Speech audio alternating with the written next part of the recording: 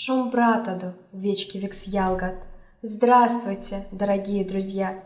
Школа мордовских языков открыта для всех ребят, стремящихся познавать новое и изучать языки. Я Зинаида и моя любознательная помощница Лисичка приветствуем вас на уроке эрзянского языка. Шум брат Зинаида, шум братаду ялгат. Ребята, надеюсь, вы готовы к новым открытиям в области слова. И сегодня на уроке вы раскроете еще одну из тайн эрзянского языка. Лисичка, расскажешь ребятам, какой теме посвящен наш сегодняшний урок? Ребята, сегодня мы продолжаем говорить о лексике эрзянского языка и познакомим вас с диалектными словами. И тема нашего занятия будет звучать так: диалектной валтне, диалектные слова. Ребята, конечно же вы знаете, что основу лексики любого языка, в том числе эрзянского, составляют общеупотребительные слова, известные всем. Например, в эрзянском языке к ним относятся слова «ведь», «вода», «мода», «земля», «чуфто», «дерево», «нармунь», «птица» и другие. Помимо них употребляются местные и диалектные слова, понятные жителям определенной территории, местности, а речь жителей той или иной местности называют диалектом или говором. По-эрзянски диалект – кортавкс. Друзья, диалектные слова по-другому называют диалектизмами. По-эрзянски – диалектизмат. Лисичка, как ты думаешь, почему так происходит?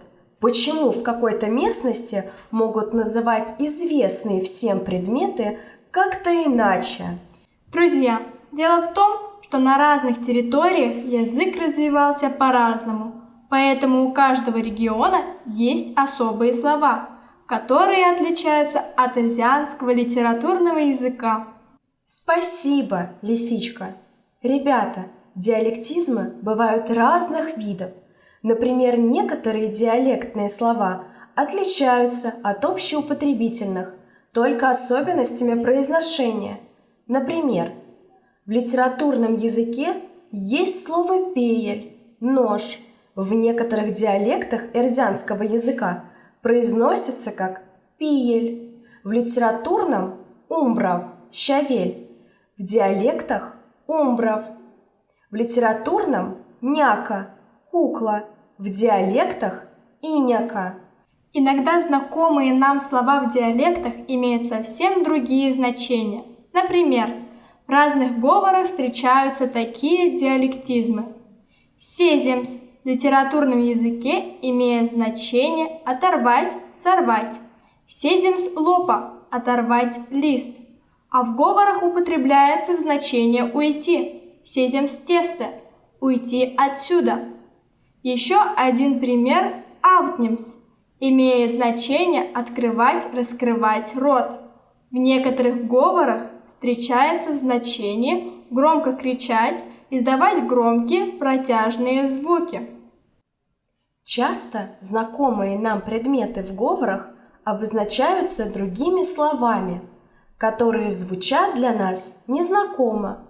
Например, в говорах «гобрик», в литературном языке «мацт», «погреб», в говорах «киркс», в литературном языке «озяз», «воробей», в говорах «кабала», в литературном языке «коню», «бумага», в говорах «ламарькс», в литературном языке «лемзер», «черемуха», в говорах «талай», в литературном языке «умук», «давно». Ребята, часто писатели и поэты используют диалектизмы в своих произведениях для придания речи героев индивидуальной окраски, чтобы вызвать более яркие представления у читающего о месте, где происходят события. Например, «Панджуш кенгшись де крёжа рунгу мазой атис нолдымем колму нупальцы эрямо тарказонзо». Открылась дверь, и крепкого телосложения красивый старик пустил меня в трехкомнатную квартиру. Тувака кунсилинек сёлцо калт, литоско рестелинек толланксо. Там ловили из речки рыбу и там же жарили на костре. Друзья, ну а теперь давайте посмотрим на слайд и вместе найдем диалектные слова. Гуй, йонзе, змея, нумолу, труска, заяц, тулевкс, туляка, поросенок. Ребята, я думаю, что вы все справились с заданием. Вам знакомы литературные общеупотребительные слова гуй, нумоло, тулевкс. Значит, соответствующие им слова являются диалектизмами. Йосне, труска, туляка. Молодцы! Ребята, как вы уже поняли из примеров, лексический состав фрязянского языка может обогащаться за счет диалектных слов, которые становятся общеупотребительными. Друзья, не стоит торопиться совсем вычеркивать из речи диалектизмы. Их значение обогатит наш словарный запас, поэтому необходимо сохранить их как часть языковой культуры. Ребята, как быстро пролетело время! К сожалению, наш урок уже подошел к концу. Сегодня в нашем увлекательном путешествии по стране эрзянских слов мы выяснили, что лексический состав языка часто обогащается за счет диалектных слов.